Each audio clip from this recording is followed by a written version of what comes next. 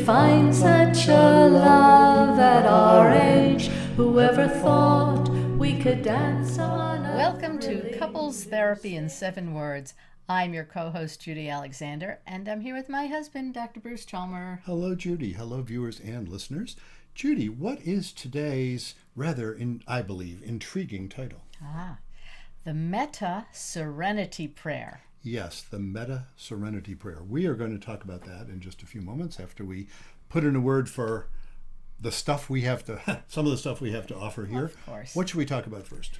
Well, why don't we talk about your books? Let's do that. Why don't we talk about your upcoming book, how you're looking for some... Yes, I am indeed. And you know, that's very related. The Meta-Serenity Prayer actually appears in my upcoming book. I have written it about it there, but I wanted to get it out there even before. Okay. So my upcoming book, the title of it is going to be The Passion Paradox. Haven't fully, completely decided on the subtitle, but it's going to be something like When You Feel Miles Apart and Still Love Each Other. Mm-hmm. And we did actually a few weeks ago, or as you're in terms of podcast weeks, we did a podcast on that as well. And the Meta-Serenity Prayer is in there. What I'm looking for now is people who are interested in being readers of the pre-publication version. The book is not quite finished yet, but it's getting closer and closer. And so sometime, we're recording this in the 19th of September in 2025. Sometime in the next few weeks, I'll have a version that I'll want to send out to some folks to give me some feedback. And I mentioned that subtitle, you know, When You Feel Miles Apart and Still Love Each Other. And if you're in that situation, first of all, I'm sorry. You know, that's hard. That's a hard situation. Place to be. But if you are in that situation, you're my target market. You're the folks I'm writing to. And I have to say, one of the reasons I'm writing a book with that, you know, aimed at that group is that's a huge percentage of the couples that consult me. Yeah. They are often in something like that. They, you know, usually when they're consulting me, they still love each other and they're having serious enough problems that they want to seek out a therapist. Right. So if that is you, I would be very interested in your feedback, of course. And also hoping if you like it, of course, that you'll, when it does come out, that you'll give it a 5-star review on Amazon. And if you're not in that situation, and you know, I'm happy to say, for example, you're not in that situation, but you're reading the book. You've read part of it already, and you're my first reader. But you can help me as well just by reading it. You may learn some stuff that's interesting, even if you were not in that sad situation. So anybody interested in that, just drop me a line. How might people do that? Yes. Well, we have a website. We've got a few websites actually. So the podcast website, ctin7.com. That's couples therapy, NIN7, the number 7.com. So that would be one of the ways to reach. Yes. You can also go to Bruce at brucechalmer.com. Yeah, that's my email address. Or just go to brucechalmer.com and there's a contact form there. Or Bruce at brucechalmer.com gets it there as well. That's true. Yeah, any of those ways. Just drop me a line and let me know if you'd be happy or be willing to do that. And I would be happy if you would. So let's get into our conversation. Let us talk about the Meta-Serenity Prayer. Yes. Well, you took it or added to the Serenity Prayer. Yes, which is a 12-step prayer. It is. It's especially associated with 12-step. Yeah, AA and other 12-step programs. But of course, it didn't originate there, and I am not an expert in the origination. I think a lot of people take it back to St. Augustine, or Augustine, however people pronounce that, who had a version of it. But the way it's come down in the 12-step world, I think I'm quoting this accurately. It goes like this. God grant me the serenity to accept the things I cannot change, courage to change the things I can, and wisdom to know the difference. Nice prayer. Beautiful. I mean, it is so. There's reason why it's so popular. Sure. You know, it's so evocative. When you're in a painful situation, and of course in 12-step programs, these are people who are realizing that their lives are out of control because of be it a substance or some other kind of addiction or something, right. And they are faced with needing to make changes and realizing they don't seem to have the power to do it, and they're asking a higher power, right? You know, which we're loosely using the word God for, and the 12-step folks will make a big point of saying you don't have to believe in God in the sort of Western religious sense. to appreciate this concept, and I have a lot of respect for Right, that. which is also part of your shtick with have faith. That It doesn't is. necessarily mean in God. Absolutely. So we're it's talking not about- necessarily religious. Right. That's right.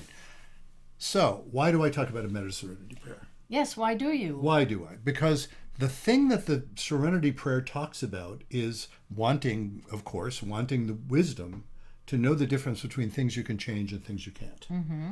And what I like to point out is that faith you mentioned, in our 7 words, be kind, don't panic, and have faith. Right. The have faith part is all about accepting the rightness of reality.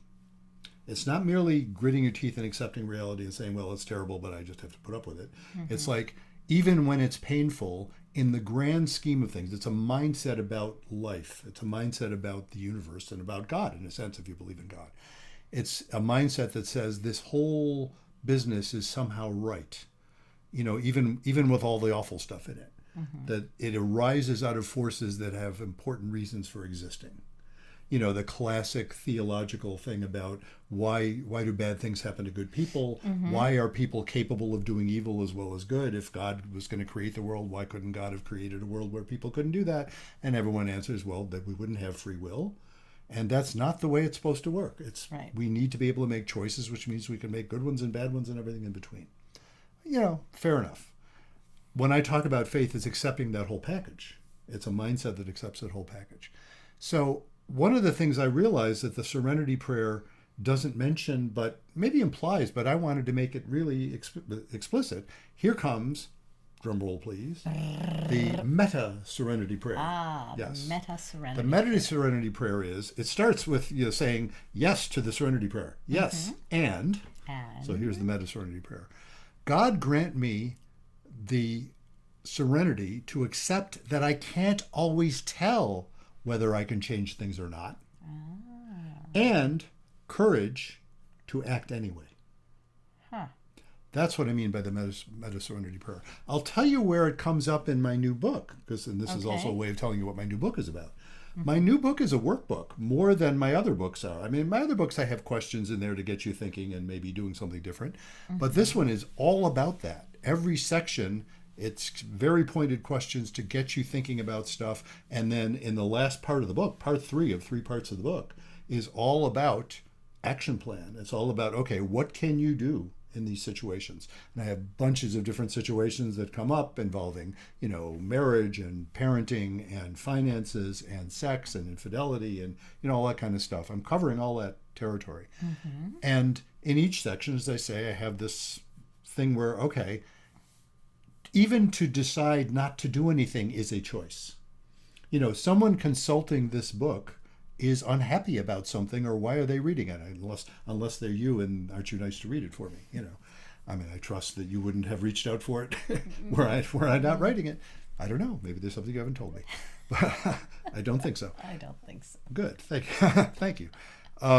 But no, seriously, the folks consulting, No, but they're in I pain. have been in that situation. Yes, and so have I I know in my what life. that's like. Yes. Believe me. And so you're, that's a painful situation. So there they are, and they're looking for a way to cope with it. Now, I will recognize there are ways to cope with things that don't involve necessarily making changes. Now, when we interviewed Alison Greco recently in the run of these podcasts, it's just come out a couple weeks before this one, I think.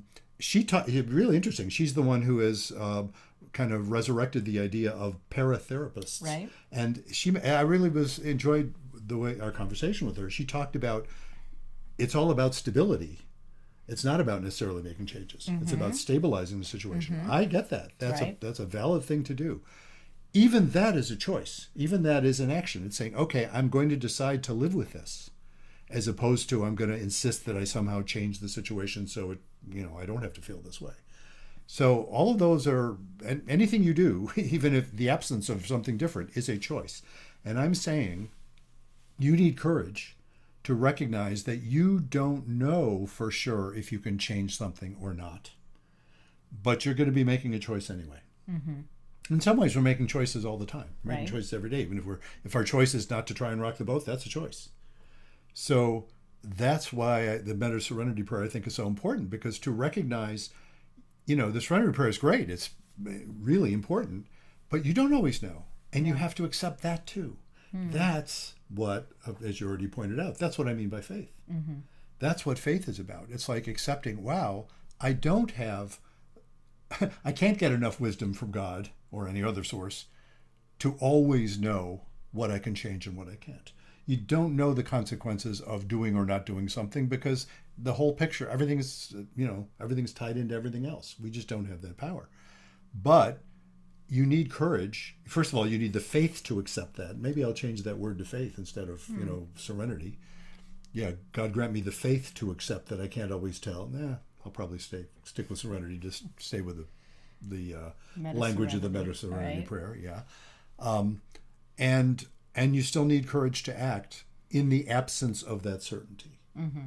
That's really what faith is all about. Yeah. It's recognizing that. And you even not knowing, I'm not saying faith says, it's going to just turn out fine. No, you don't. You don't know how it's going to turn out. You may have to cope with things that are more painful than what you're dealing with now. And acting, that often leads to change that you might not be ready to make. Yeah, exactly. And the consequences of which you can't necessarily predict. So that is what the Meta-Serenity Prayer is. And of course, I invite feedback from folks. Tell me your thoughts. As I'm asking feedback from folks. I've mentioned it to you, but I don't know that I've ever actually. Hey, what do you think about that? I think it makes a lot of sense. Yeah. How do you understand it? How does that apply? Or which part of it? Any part of it. The notion that you can't necessarily tell. You need the serenity to accept that you can't always tell whether you can change things or not. Yeah, it's a scary situation to be in. Because I think a lot of times people, I know I do, I can't speak for everybody, want clarity on a situation. Of course. So it's that gray area that, especially in a relationship, if you're in a relationship that's troubled and let's say you've gone to a therapist, or maybe you want to go to a therapist, but your partner doesn't want to go to a therapist, but you know that there's a change that you want to happen.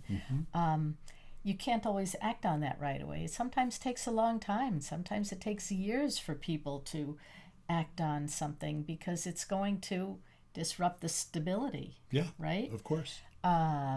And like you were saying before with Alison Greco, we all want stability. But if you're the type of person that wants the intimacy and you're not getting that, then taking that step or even trying to figure out what steps to take, it's very scary. Yeah. It's very scary. Yeah, and I think you've hit a really important part of it, because that sense that you need to accept the uncertainty, that's really another way of saying what I'm talking about there in the Meta-Serenity Prayer. It is gray. Welcome to life. Sometimes things are clear. Right. Much of the time, they're not. And you don't know. And, you were in that situation of being, as you said, being in a relationship where you felt miles apart, still loved each other, but felt miles apart. And you ultimately decided to divorce. Right. And that couldn't have been easy. It wasn't even easy, when you decided to do it, because you don't know what that's like. And it was in some ways horrible. Yeah. It was a huge life change, not just for me, but for my children. And you're upending a lot of lives. Yeah. So to go ahead and make that leap, sometimes it takes a lot of courage. It does take a lot of courage, and that recognition that you could not perfectly predict what your life was going to look like on the other side. You hoped it would be better. Right. But you didn't know. I had no idea. You had no idea. And that is, and again, I'm not counseling that people should just, mindlessly take a leap. I'm just observing that you can't always tell. Yeah. And that part of the serenity, that's what I love about the Serenity Prayer, is the idea it's looking for that sense of acceptance of the world so that you're not constantly in a state of panic. And that it does involve, not only as the Serenity Prayer says, accepting that there's some things you can't change. Right. It's also accepting in the Meta-Serenity Prayer that you don't even know if you can change some things or not. And yet you just have to make a choice. Right. And sometimes, I think I had to accept that I couldn't change the other person. Yeah. Yeah. That, I had to make changes in me. And Yes. that was the only thing that I had control over, was what I do. Yeah, indeed. So, of course, I would love to hear feedback from folks about this or anything else that we do, actually. And they can, as we talked about earlier, they can write to us or send us a message through our website. If you happen to be one of the actually relatively few people who are seeing this, the vast majority of people hearing this are hearing it and not seeing it.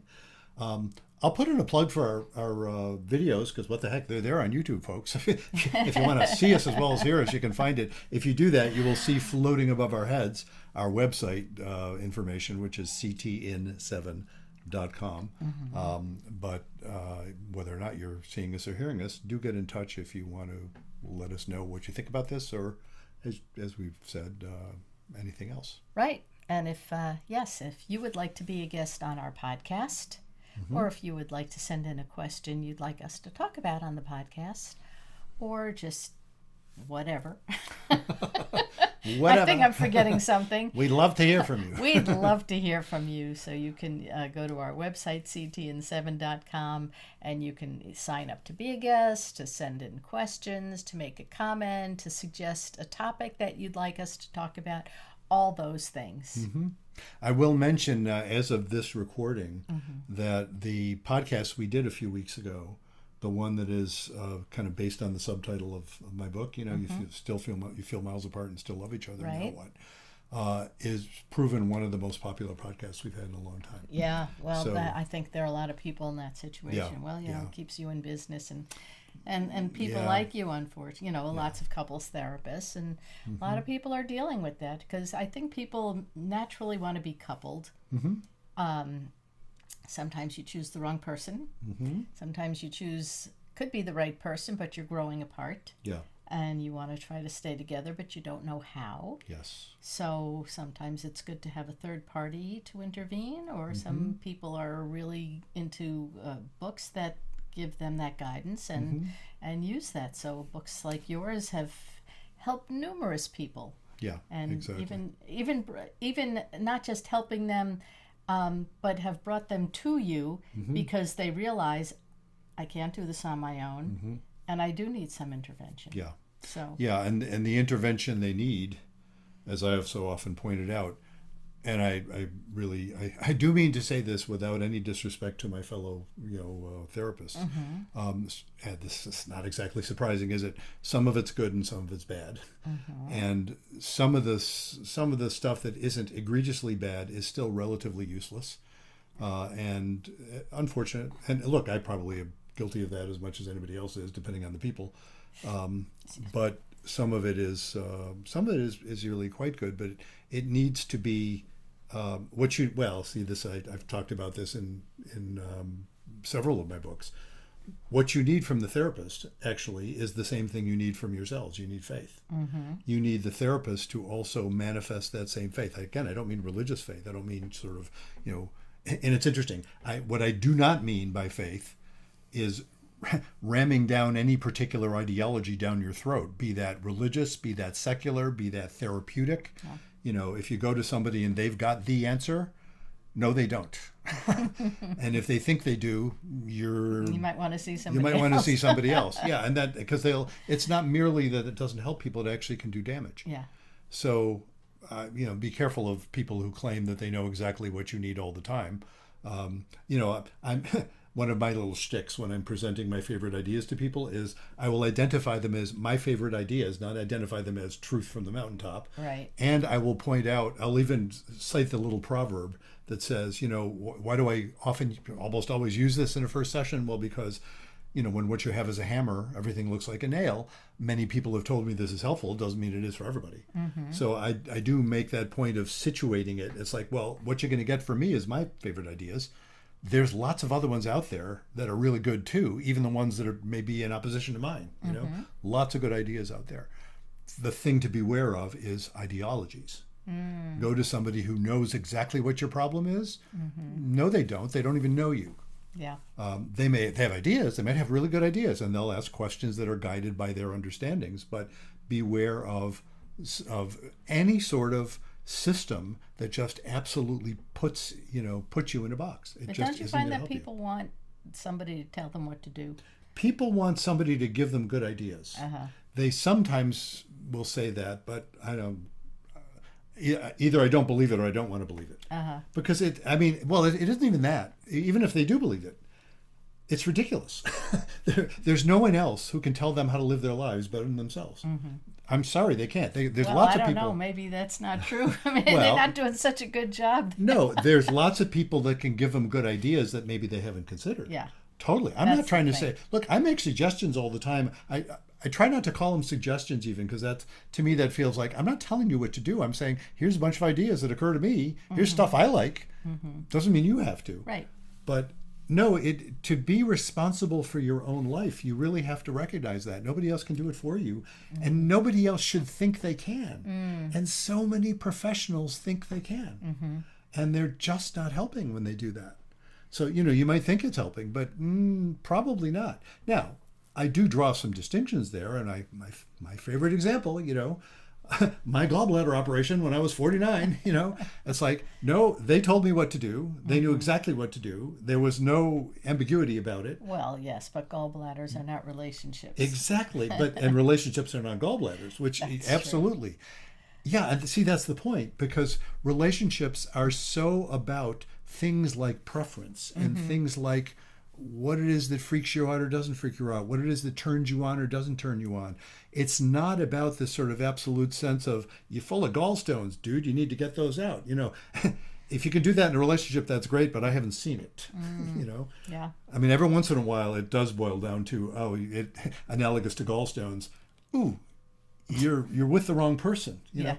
Well, but sometimes it takes talking to somebody else to realize that you're with the wrong person. Well, I mean, the classic deal breakers. They're the classic deal breakers are sort of like, your problem is you have gallstones. The classic deal breakers are, one of you insists absolutely and with your whole heart needs to have kids, and the other absolutely with their whole heart needs to not. Right. And don't try to be a couple. I mean, sorry, you're wonderful people. You might even love each other, but it's not going to work unless one of you changes your mind genuinely. Or, you want to have a sexual relationship and it turns out you're a male and a female and one of you is gay and the other's straight. Not going to work. Not going to work.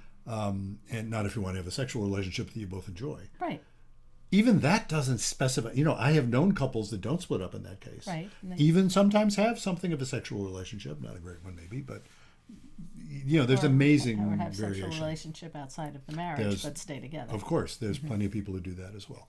So there's all kinds of solutions to these things, but it tends not to be black and white, and that's my whole shtick about the problem is when ideas harden into ideology, that you're no longer listening to actually what somebody is telling you. You're fitting them into the ideology. Right. That happens certainly in the political domain constantly. And it is what makes it so painful. It's like, as soon as you hear something that says, oh, you're with them, you stop listening. Right. And, so there are people like, for example, Braver Angels and the Pro-Human Foundation that are trying to find ways to not leap to that.